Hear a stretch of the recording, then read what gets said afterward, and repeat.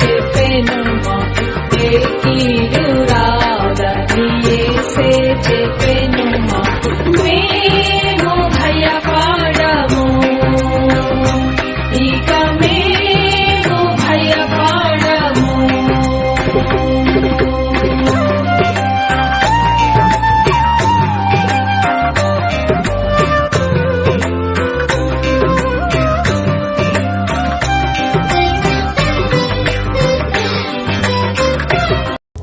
ప్రభునామాని స్తోత్రాలు.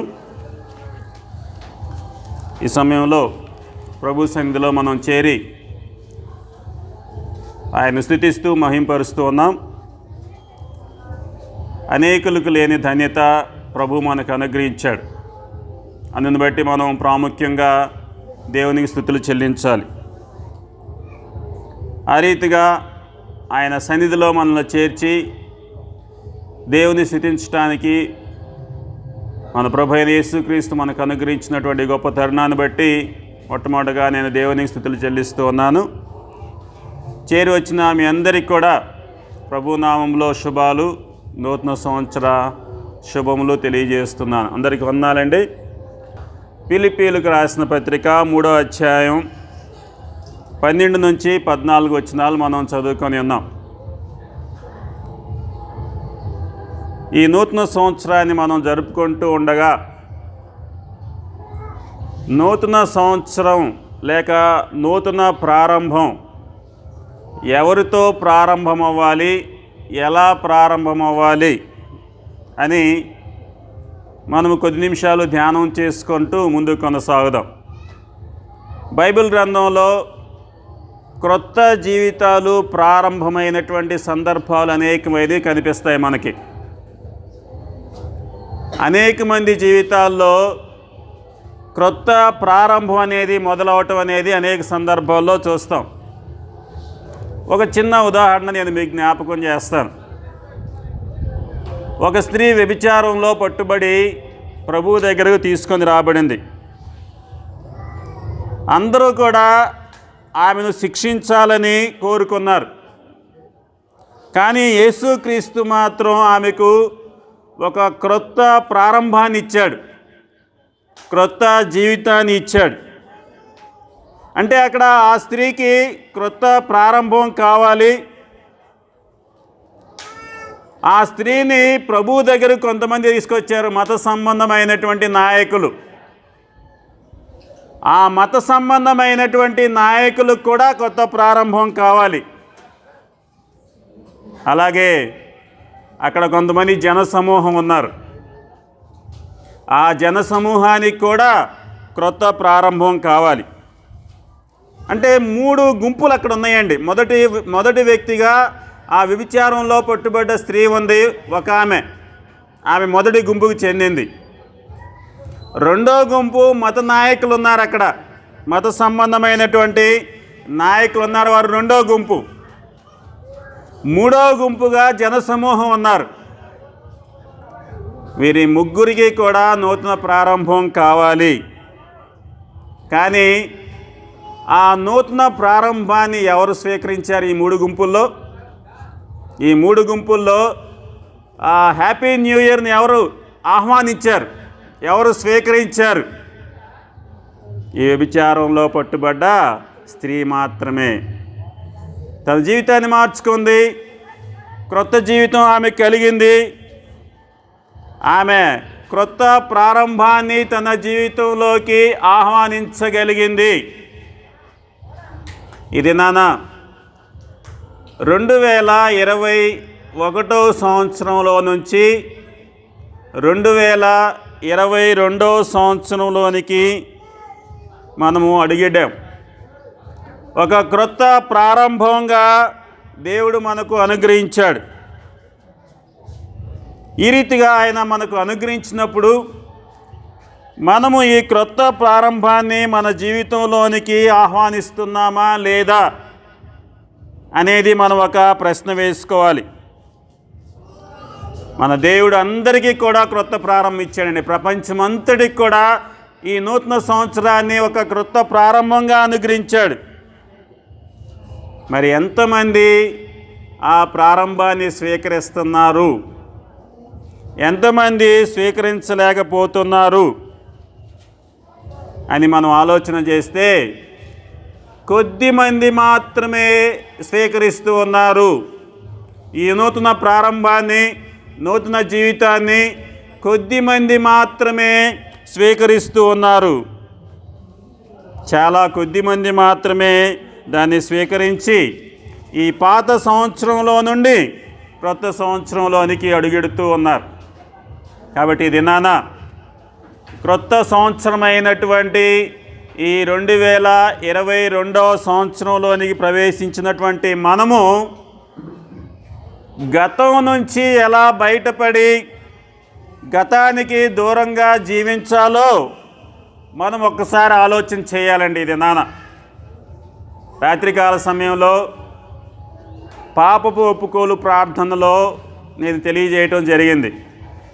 ఒకవేళ మనం గతంలో అనేకమైన పాపాలు చేసి ఉంటే దేవుడు మంచివాడు కాబట్టి ఆయన దయను కోరుకోవాలి. అలాగే పాపాన్ని ప్రభు దగ్గర ఒప్పుకోవాలి. పాపం తర్వాత దేవునితో జీవితం ఎలా ఉండాలి అవన్నీ కూడా మనకి ఇవ్వబడినటువంటి వాగ్దానాలకు అనుసంధానం చేసి మనం రాత్రికాలంలో ధ్యానించాం. కాబట్టి ఈ దినాన ఈ సమయంలో ఒక నూతన జీవితానికి, నూతన సంవత్సరానికి ఆహ్వానించబడినటువంటి మనము గతానికి దూరంగా ఎలా జీవించాలో ఈ దినాన మనం ఆలోచన చేయాలి. యేసు ప్రభువారు ఆ పాపం చేసినటువంటి స్త్రీతో ఒక మాట తెలియజేస్తాడండి. అక్కడ ఆమె మీద రాళ్ళు వేయాలని అందరూ వచ్చారు. మీలో ఎవరైతే పాపం చేయకుండా ఉన్నారో వారు మొట్టమొదట ఆమె మీద రాయి వేయాలంటాడు. అందరూ వెళ్ళిపోతారు. యేసు ప్రభు ఆమె మాత్రమే మిగిలిపోయినటువంటి ఆ సమయంలో ప్రభువారు ఆమెతో ఏం చెబుతాడు తెలుసా? నేను కూడా నీ మీద రాయి వేయనని చెప్పి చివరిలో ఏమంటాడంటే నీవు వెళ్ళి ఇక పాపము చేయకము, నీవు వెళ్ళి ఇక పాపము చేయకము అనే మాట ఆయన తెలియజేస్తాడు. మన భాషలో చెప్పాలంటే గతంలో చేసిన దాన్ని వదిలిపెట్టు, గతంలో చేసిన దాన్ని విడిచిపెట్టు. ఇక ముందు ముందు నువ్వు చేయాల్సింది ఏంటంటే గతంలో చేసింది విడిచిపెట్టి పాపాన్ని వదిలిపెట్టి జీవించు అని అక్కడ ప్రభు ఆమెకు సూటిగా తెలియజేస్తాడు. కాబట్టి ఈ దినాన ఒక క్రొత్త సంవత్సరంలోనికి ప్రవేశపెట్టబడినటువంటి మనం, అది నేను కావచ్చు, మీరు కావచ్చు, అందరం కావచ్చు, ఒకవేళ గతంలో తప్పులు చేసి ఉండవచ్చు. ప్రభువారు ఈ యొక్క గొప్ప నూతన సంవత్సరాన్ని మనకి ఇచ్చి ఉండగా మనం ఏం చేయాలంటే గతాన్ని మర్చిపోయి భవిష్యత్తులో దేవుని కొరకు గతంలో చేసినటువంటి తప్పులను చేయకుండా ఉండాలని ఆయన తెలియజేస్తూ ఉన్నాడు. మరి దాని కొరకు ఇక్కడ అపోస్తలుడైన పౌలు కొన్ని సలహాలు ఇస్తున్నాడు, సూచనలు ఇస్తున్నాడు, అలాగే హెచ్చరికలు కూడా చేస్తున్నాడు.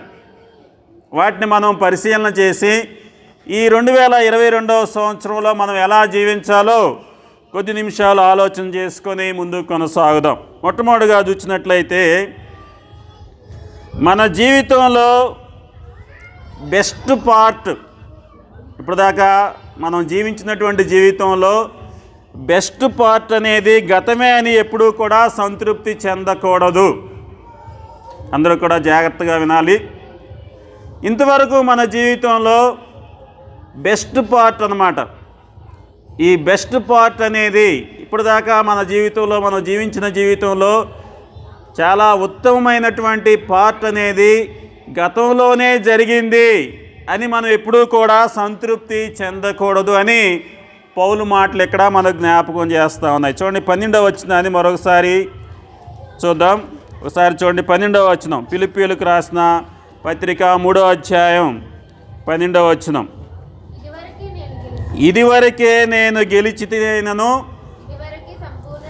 ఇదివరకే సంపూర్ణ సిద్ధి పొందితినను, నేను అనుకొనుట లేదు కానీ.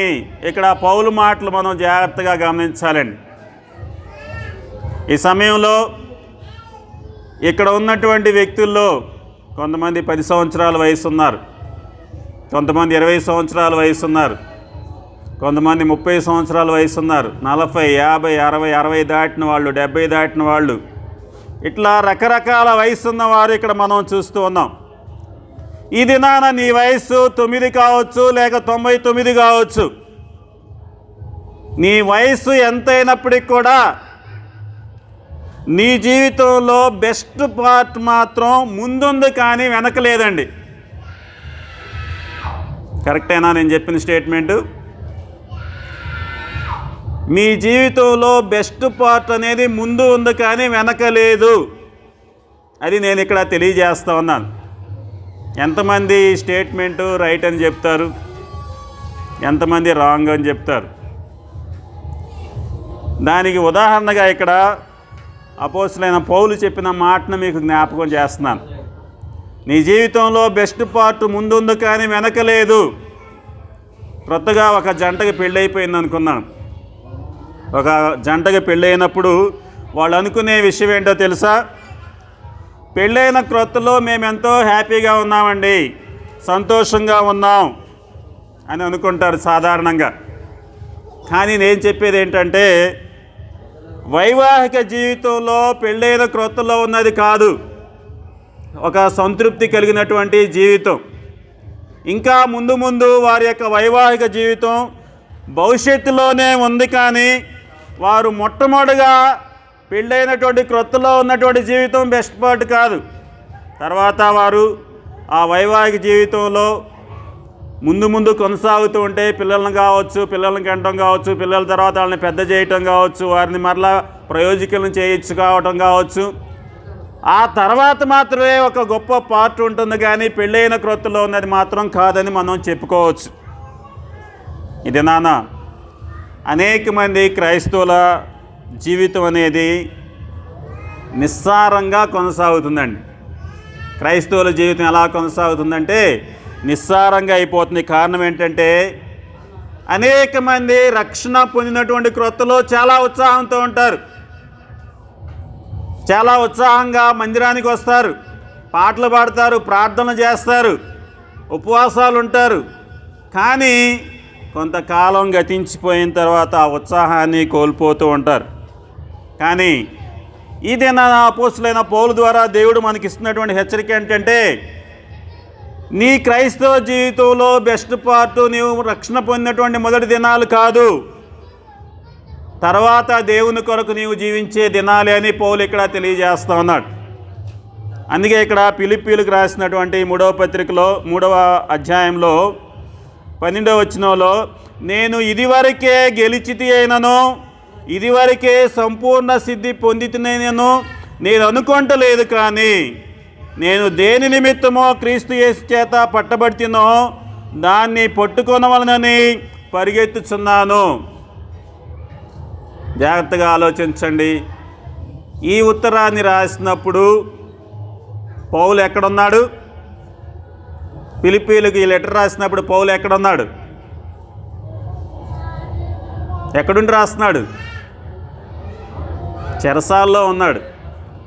ఈ లెటర్ ఫిలిప్పీలకు రాసినప్పుడు పౌలు చెరసాల్లో ఉన్నాడు. ఈ చెరసాల్లో ఉండి ఫిలిప్పీలకు రాస్తూ ఏమంటున్నాడు ఇక్కడ? నాకు ముందు జీవితం ఇంకా మంచిగా ఉందంటున్నాడు. నేను ఇదివరకే గెలిచేదని కాదు, ఇదివరకే సంపూర్ణ సిద్ధి పొందేదని కాదు.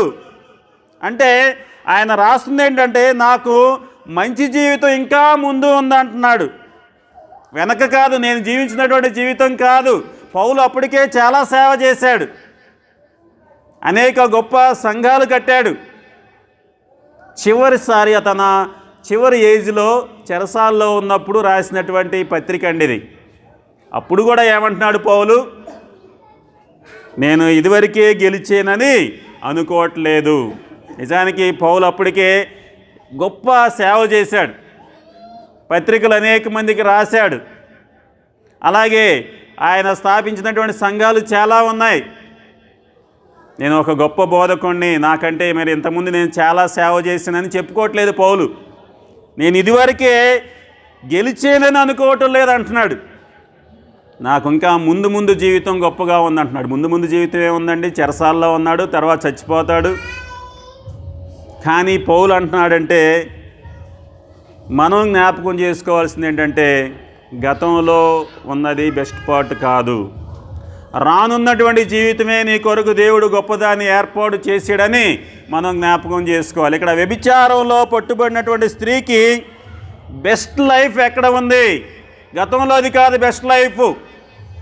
ఆమె జీవించినటువంటి గత జీవితం అనేది ఉత్తమమైనటువంటి జీవితం కాదు.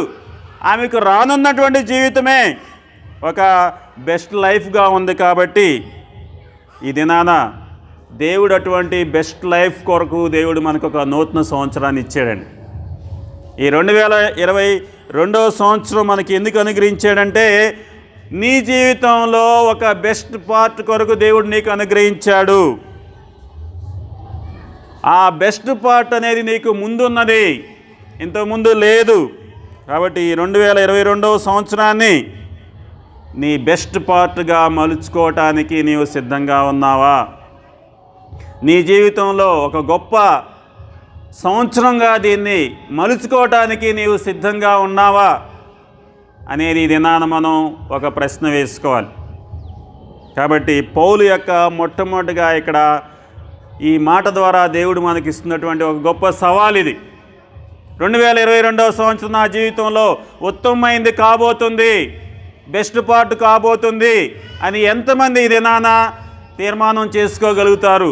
ఎంతమంది దాన్ని ఒక బెస్ట్ పార్ట్గా మీ జీవితంలోనికి ఆహ్వానించడానికి సిద్ధంగా ఉన్నారు అనేది మొట్టమొదటిగా మనం ఆలోచన చేసుకుందాం. అలాగే రెండవదిగా చూసినట్లయితే క్రొత్త జీవితం గురించి మనం ఆలోచిస్తున్నాం. క్రొత్త ప్రారంభం కొరకు మనం ఆలోచన చేస్తున్నాం. ఈ క్రొత్త ప్రారంభం కోసం మనం ఏం చేయాలి? రెండవదిగా మనం ఆలోచన చేద్దాం. ఈ క్రొత్త ప్రారంభం కొరకు మనం అలా కూర్చుంటే కొత్త ప్రారంభం వస్తుందా? అంటే ఐడియల్గా కూర్చోవడం అంటే ఏమీ చేయకుండా, పని పాట లేకుండా ఇంట్లో కూర్చుంటే మన క్రొత్త ప్రారంభం వస్తుందా? కొత్త ప్రారంభం అనేది రాదు. కానీ ఆ క్రొత్త ప్రారంభాన్ని పొందటానికి మనము గట్టిగా ప్రయత్నం చేయాలి. ఇది రెండవదిగా మనం ఆలోచన చేయాలి. ఒక క్రొత్త ప్రారంభం నీకు కావాలంటే నీవు ఐడియల్గా కూర్చోకూడదు, కానీ దాని కొరకు గట్టిగా ప్రయత్నం చేయాలి. అందుకే ఇక్కడ ఈ 12వ వచనంలోనే 2వ భాగంలో ఏమంటున్నాడంటే నేను దేని నిమిత్తమో క్రీస్తు చేత పట్టబడితినో దానిని పట్టుకొనవలనని పరుగెత్తుచున్నాను. అపోస్తలుడైన పౌలు చెప్పిన మాటలండి. నేను దేని నిమిత్తము క్రీస్తు యేసు చేత పట్టబడితినో దానిని పట్టుకొనవలనని పరుగెత్తుచున్నాను అంటున్నాడు. సాధారణంగా ఈ కరోనా టైంలో అందరికీ ఉద్యోగాలు పోయినాయి. చాలామందికి ప్రైవేట్ జాబులు చేస్తున్న వారికి ఉద్యోగాలు చాలామంది పోయినాయి. ఎవరికైనా ఉద్యోగం పోయినప్పుడు ఊరికే ఇంటి దగ్గర కూర్చొని ఎవరైనా ఉద్యోగాన్ని పిలుస్తారులే అని ఫోన్ కాల్ కోసం ఎదురు చూస్తూ ఉంటే ఉద్యోగం వస్తుందా? ఉద్యోగం అనేది రాదు. మరేం చేయాలి? ప్రయత్నం చేయాలి. ఉద్యోగాల కోసం అప్లై చేయాలి. ఎక్కడ ఖాళీలు ఉంటున్నాయో చూసుకోవాలి. ఖాళీలు చూసుకున్న తర్వాత వాటికి అప్లై చేయాలి. ఇంటర్వ్యూ వస్తే వెళ్ళాలి. ఇంటర్వ్యూలో బాగా ప్రిపేర్ అవ్వాలి. ఇవన్నీ కూడా చేయాలంటే ఒక ఉద్యోగం కోల్పోతే మరొక దానికోసం నీవు ప్రయత్నం చేయాలి. నీ జీవితంలో కూడా నీకు ఒక క్రొత్త ప్రారంభం కావాలి అంటే ఆ క్రొత్త ప్రారంభం కలిగేటట్లుగా నీవు కృషి చేయాలి. అదే పౌలు ఇక్కడ తెలియజేస్తున్నాడు. నేను దేని నిమిత్తమో క్రీస్తు యేసు చేత పట్టబడితినో దానిని పట్టుకొనవలనని పరుగెత్తుచున్నాను. ఆల్రెడీ ఆయన క్రీస్తు యేసు చేత పట్టబడ్డాడు. పట్టబడిన తర్వాత అలా ఖాళీగా కూర్చున్నాడా? అపోస్తలుడైన పౌలు సేవ చేయకుండా ఉన్నాడా? సంఘాలను దర్శించకుండా ఉన్నాడా? సువార్త చెప్పకుండా ఆగిపోయాడా? పరుగెత్తుచున్నాను అని ఇక్కడ తెలియజేస్తున్నాడు. అంటే పరిగెత్తడం అంటే అర్థం ఏంటంటే నా జీవితంలో ఏదైనా సంభవించాలి. ఉదాహరణకి మనం ఒక ఫుట్బాల్ మ్యాచ్ కానీ ఒక హాకీ మ్యాచ్ కానీ చూస్తున్నాం అనుకోండి. బంతి ఒక చోట ఉంటుంది. ఆ బంతిని తన్నుకుంటూ వెళ్తాడు ఒక వ్యక్తి. తన్నుకుంటూ పరిగెత్తుకుంటూ వెళ్ళి గోల్లో వేస్తాడు. అలాగే హాకీ మ్యాచ్లో కూడా అంతే. తన దగ్గర బ్యాట్ ఉంటుంది. బ్యాట్ తీసుకొని బాల్ను కొట్టుకుంటూ పరిగెత్తుకుంటూ ఈ చివరి నుంచి ఆ చివరికి వెళ్ళి గోల్లో పడేస్తాడు. అంటే పరిగెత్తుకొని గోల్ చేయాల్సినటువంటి అవసరాన్ని ఇక్కడ మనం చూస్తూ ఉన్నాం. అలా గోల్ సంపాదించాలి అంటే పరిగెత్తాలి. ఎదుటివారి టీం నుంచి బంతిని దొరకబుచ్చుకోవాలి, దాన్ని గోల్ చేయాలి. ఇది అపోస్తులైన పౌలు ఈ నూతన సంవత్సరానికి గాను మనకు తెలియజేసినటువంటి ప్రాముఖ్యమైన సత్యం అదే. నేను పరుగెత్తుచూ ఉన్నాను అని తెలియజేస్తున్నాడు. నేను ఎందు నిమిత్తమై క్రీస్తు యేసు చేత పట్టబడ్డానో దాన్ని పట్టుకున్న వల్లని పరుగెత్తుచూ ఉన్నాను. ఇది క్రైస్తవులుగా అనేక మందిలో ఉన్న సమస్య ఏంటంటే మనం ముందుకు పరిగెత్తటం లేదండి. క్రైస్తవుల్లో అనేకమైన సమస్య ఏంటి? మనం ముందుకి పరిగెత్తటం లేదు. సావధానంగా కూర్చొని ఆలోచన చేస్తూ ఉన్నాం. ఇది నీకు క్రొత్త ప్రారంభం కావాలి అంటే నీవు పరిగెత్తాలి. నీ జీవితంలో గొప్ప కార్యాలు జరిగేటట్లుగా నీవు పరిగెత్తి వాటి కోసం వేగిరపడాలని పౌలు ఇక్కడ తెలియజేస్తున్నాడు. ఇది రెండవ ప్రాముఖ్యమైనటువంటి విషయంగా మన జీవితంలో మనం గ్రహించాలి. ఇక మూడవదిగా చూసినట్లయితే క్రొత్త ప్రారంభం. ఈ 2022వ సంవత్సరంలో ఒక న్యూ బిగినింగ్, క్రొత్త ప్రారంభం మనకు కలగాలంటే ఆత్మీయంగా మనం ఎక్కడున్నామో మనము చూసుకోవాలి. మనం ఆత్మీయంగా ఉండాల్సిన చోట ఉన్నానులే అని అనుకుంటూ నిన్ను నువ్వు మోసం చేసుకోకూడదు. ఆత్మీయంగా నేను ఉండాల్సిన చోట ఉన్నానులే అని నీవు భావిస్తూ నిన్ను నువ్వు మోసం చేసుకోవటం మంచిది కాదు. 13వ వచనం చూద్దాం. చూడండి అందరూ కూడా 13వ వచనం. ఫిలిప్పీయులకు రాసిన పత్రిక 3వ అధ్యాయం 13వ వచనాన్ని మరొకసారి చదువుకుందాం. సహోదరులారా, నేను ఇదివరకే పట్టుకొని ఉన్నానని తలంచుకొనను. సహోదరులారా, నేను ఇదివరకే పట్టుకొని ఉన్నానని తలంచుకొనను. ఈ న్యూ ఇయర్ మెసేజ్ చెప్పబడుతూ ఉంటే మనం అనుకోవచ్చు, ఈ మెసేజ్ నా కోసం కాదులే అనుకోవచ్చు. కొంతమంది ఈ మెసేజ్ నా కోసం కాదులే అని నీవు అనుకోవచ్చు. ఎందుకంటే నా గురించి మాట్లాడటం లేదులే అనుకోవచ్చు. కానీ ఈ సందేశం మనందరి కొరకు ప్రభు అనుగ్రహిస్తూ ఉన్నాడు. నేను మొట్టమొదటిలోనే ఒక స్త్రీని గురించి తెలియజేశాను. వ్యభిచారంలో పట్టుబడ్డ స్త్రీ మీద రాయి వేయటానికి వారు యేసుక్రీస్తు దగ్గరికి వెళ్ళినప్పుడు ఎవరైతే రాయి వేయాలి అనుకున్నారో వారి జీవితంలో వారు క్రొత్త ప్రారంభాన్ని కోరుకోలేదు. ఆ పరిసయ్యులు కావచ్చు, శాస్త్రులు కావచ్చు, జనసమూహం కావచ్చు, ఆ రాయి వేయక మరి యేసు వద్దకు వెళ్ళినప్పుడు వారు క్రొత్త ప్రారంభాన్ని కోరుకోలేదు. నిజం చెప్పాలంటే కేవలము పాపం చేసిన స్త్రీ మాత్రమే కాదండి, ఆ పరిసయ్యులు కూడా పాపంలో ఉన్నారు, ఆ జనసమూహం కూడా పాపాల్లోనే ఉన్నారు. వాళ్ళకు కూడా క్రొత్త ప్రారంభం కావాలి. కానీ క్రొత్త ప్రారంభాన్ని కోరుకున్న ఒక స్త్రీ మాత్రమే. అనేక మంది అటువంటి పరిస్థితుల్లోనే ఉన్నారు. అందుకే పౌలు ఇక్కడ చెబుతున్నటువంటి మాట ఏంటంటే ఆత్మీయంగా నేను ఎలా ఉండాలో అలా లేను అని ఇక్కడ చెబుతూ ఉన్నాడు. సహోదరులారా, మరోసారి చూద్దాం 13వ వచనంలో, సహోదరులారా, నేను ఇదివరకే పట్టుకొని ఉన్నానని. చూడండి ఒకసారి అందరం కలిసి చదువుదాం. 13వ వచనం అందరూ చెప్పండి ఒక్కసారి. సహోదరులారా, అందరూ కలిసి చెప్పండి బిగ్గరగా. సహోదరులారా, నేను ఇదివరకే పట్టుకొని ఉన్నానని తలంచుకొనను. నేను ఇదివరకే గెలిచానని, ఇదివరకే పట్టుకొని ఉన్నానని తలంచునని తెలియజేస్తున్నాడు. కాబట్టి ఈ దినాన నీ జీవితంలో కానీ నా జీవితంలో కానీ క్రొత్త ప్రారంభం కావాలంటే పౌలులాగా మనం సిద్ధపడాలండి. పౌలు ఏమంటున్నాడు? నేను ఆత్మీయంగా ఎలా ఉండాలో అలా లేను అనే నిర్ధారణకు వచ్చాడు. నేను ఇదివరకే గెలవలేదంటూ ఉన్నాడు. ఒక గొప్ప వేదాంతి, తత్వవేత్త, గొప్ప సంఘ నిర్మాణకుడైనటువంటి పౌలే అంత గొప్ప మాటలంటే మనం ఇంకెక్కడ ఉన్నాం ఆలోచన చేయాలండి. నేను ఇదివరకే గెలిచానని అనుకోవటం లేదు, నేను ఇదివరకే పట్టుకొని ఉన్నానని తలంచుకోవట్లేదు. ఇది ఒక క్రొత్త ప్రారంభాన్ని నీవు నేను పొందాలంటే మనం కూడా అటువంటి పరిస్థితిలో ఉన్నామని నిర్ధారణకు రావాలి. బైబిల్ గ్రంథంలో ఒక వ్యక్తిని మీకు జ్ఞాపకం చేస్తాను. ఒక యవ్వనస్తుడైన ధనవంతుడు ప్రభువు దగ్గరికి వచ్చాడండి. వచ్చి ఏమంటాడు?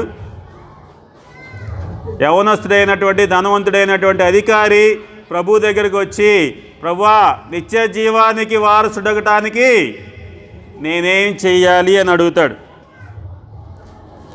ఆయన వచ్చినప్పుడు అతని యొక్క ఉద్దేశం ఎలా ఉందో తెలుసా?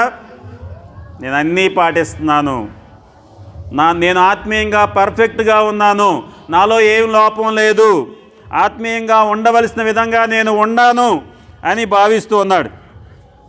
కానీ బైబిల్ ఏం చెప్పిందో తెలుసా? అతడు క్రొత్త ప్రారంభాన్ని తిరస్కరించి వెళ్ళిపోయాడు. నిత్యజీవం పొందటానికి నేనేం చేయాలంటే ప్రభువు తెలియజేస్తాడు. నీ ఆస్తిని బీదలకు అమ్మి నన్ను వెంబడించుము, నీకు ఒక క్రొత్త ప్రారంభం కలుగుతుంది అని అంటాడు. మరి ఆ క్రొత్త ప్రారంభాన్ని స్వీకరించి వచ్చాడా? ప్రభువుని వెంబడించాడా? వెంబడించలేదు. ఆయన ఎంతో దుఃఖపడుచు వెళ్ళాడని రాయబడింది బైబిల్ గ్రంథం. అంటే ఒక క్రొత్త ప్రారంభం కోసం వచ్చాడు ప్రభు దగ్గరికి. వచ్చి, అయ్యా, నేను బాల్యం నుండే నేను పాటిస్తూ ఉన్నాను, ధర్మశాస్త్రంలో ఉన్నటువంటి ఆజ్ఞలన్నింటినీ కూడా బాల్యం నుండే పాటిస్తున్నాను, ఆత్మీయంగా నా జీవితం ఎంతో ఫిట్గా ఉంది, ఆత్మీయంగా నేను పర్ఫెక్ట్గా ఉన్నాను అని ఆయన తెలియజేస్తూ ఉన్నాడు. కానీ బైబిల్ గ్రంథం అతని గురించి తెలియజేసిన మాట ఏంటంటే అతడు క్రొత్త ప్రారంభాన్ని తిరస్కరించి వెళ్ళాడని తెలియజేస్తూ ఉంది.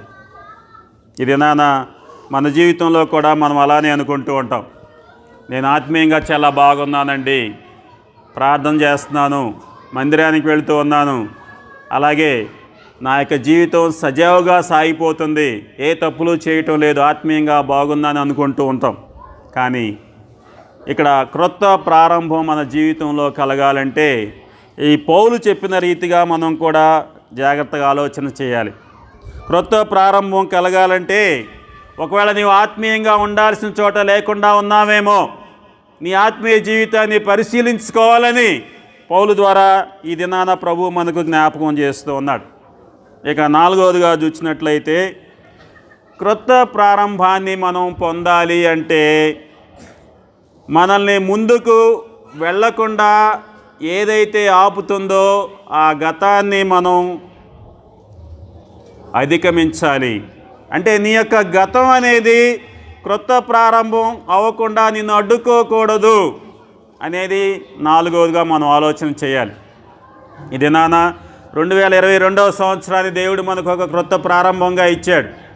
అయితే గత సంవత్సరంలో జరిగినవేమీ కూడా ఆ ప్రారంభాన్ని అడ్డుకొనకుండా మనం చూసుకోవాలి. 13వ వచనం చదువుకుందాం అందరం. నేను చదువుతున్నా, అందరూ కలిసి చెప్పండి.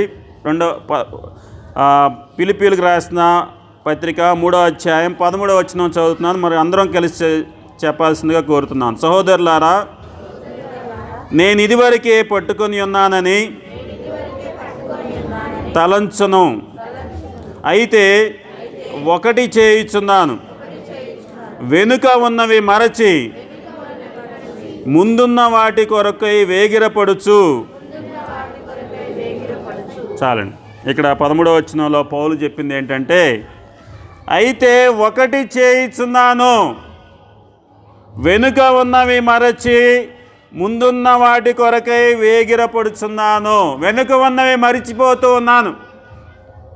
మన జీవితంలో క్రొత్త ప్రారంభం కలగాలి అంటే ఆ కొత్త ప్రారంభానికి మన యొక్క గతం అడ్డుపడకూడదు. వెనుక ఉన్న వాటిని మరిచిపెట్టాలి, ముందున్న వాటి కొరకు వేగిరపడాలి అని బైబిల్ గ్రంథం ఇక్కడ తెలియజేస్తూ ఉంది.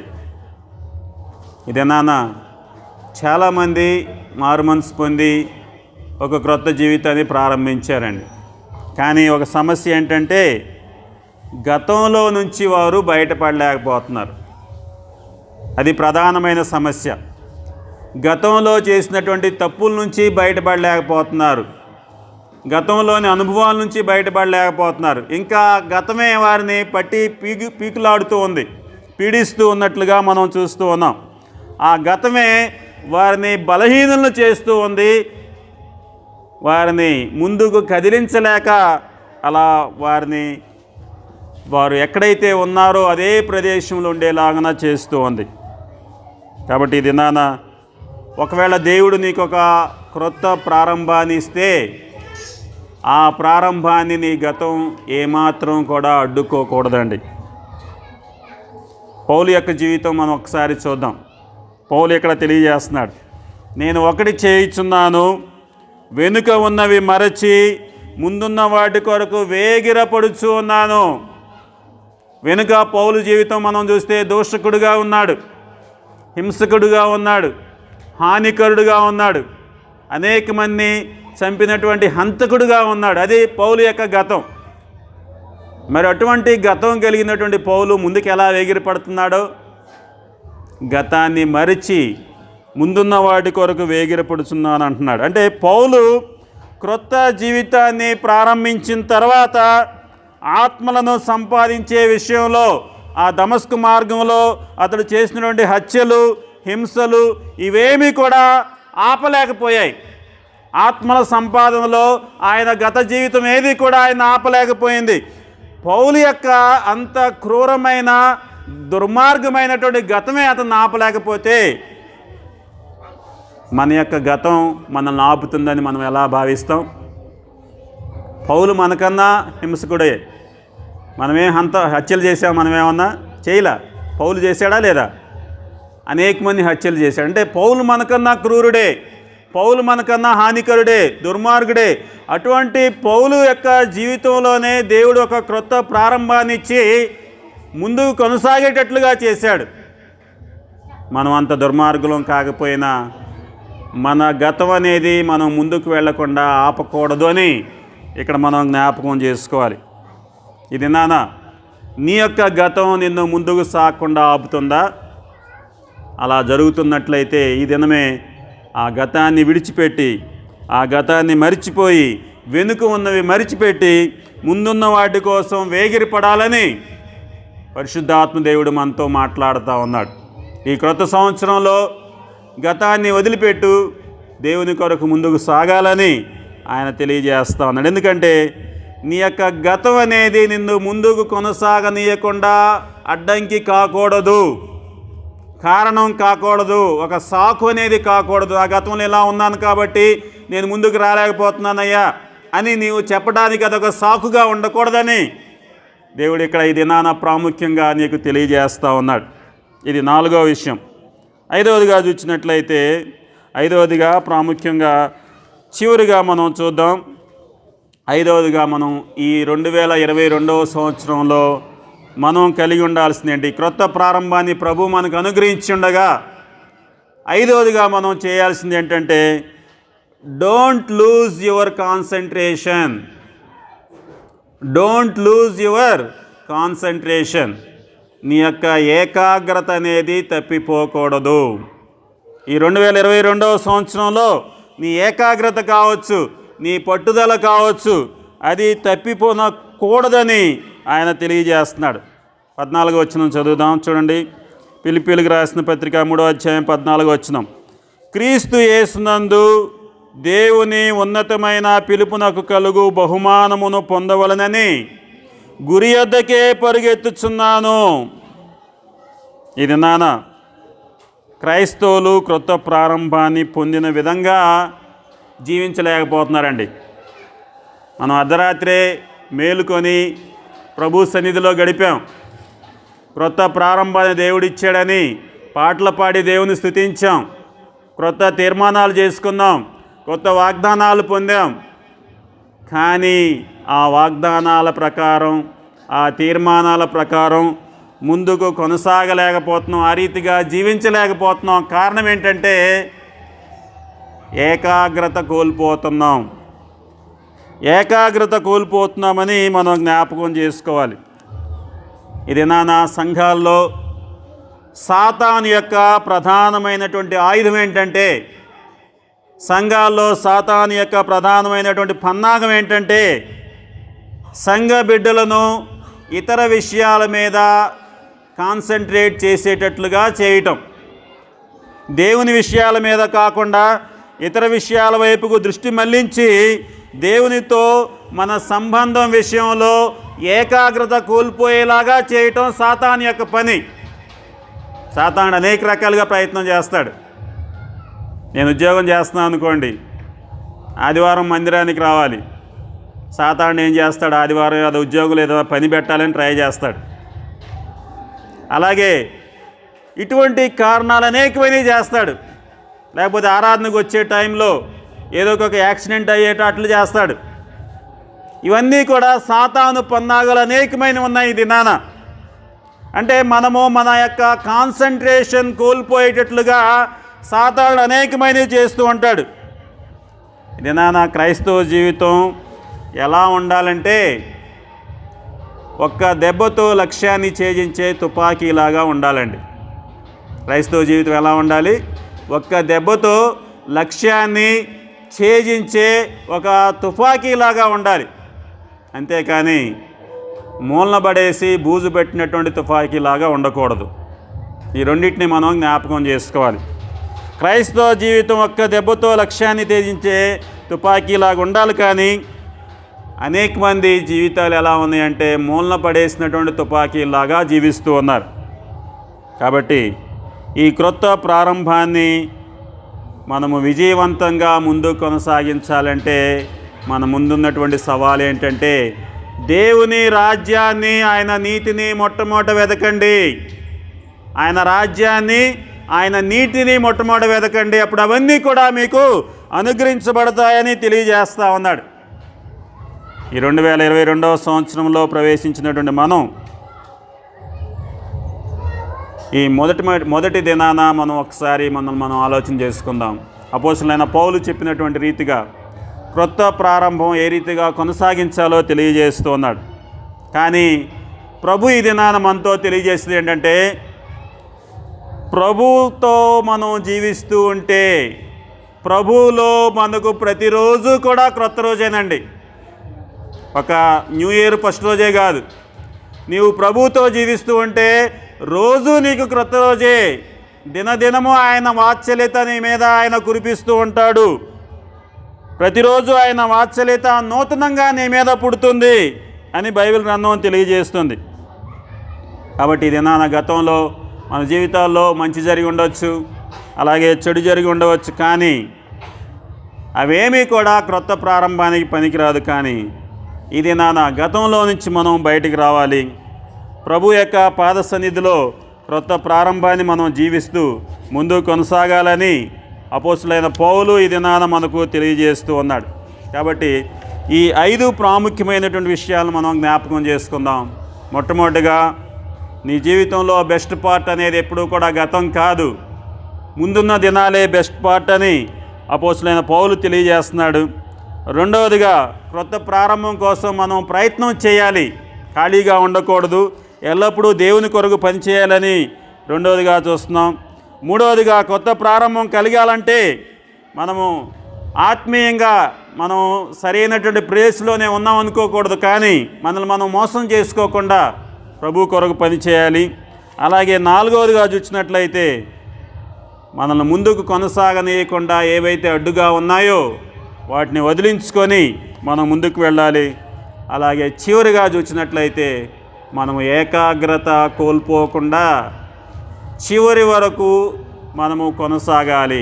ప్రకటన గ్రంథంలో ప్రభువు చెప్పిన మాట ఏంటంటే, అంతము వరకు నమ్మకముగా ఉండుము, నేను నీకు జీవ కిరీటం ఇచ్చేదను అంటాడు. కాబట్టి చివరి వరకు మనము ఏకాగ్రత కోల్పోకుండా ఈ నూతన సంవత్సరంలో అడుగుపెట్టిన సందర్భంగా మొదటి రోజు మాత్రమే కాదండి, చివరి వరకు ఏకాగ్రత కోల్పోకుండా ప్రభు యొక్క కృపను పొందొచ్చు, ఆ జీవ కిరీటాన్ని పొందులాగిన మనం ముందుకు కొనసాగుదాం. అటువంటి కృపా పరిశుద్ధాత్మదేవుడు మనందరికీ అనుగ్రహించునుగాక. ఆమేన్. దైవ ప్రచులమై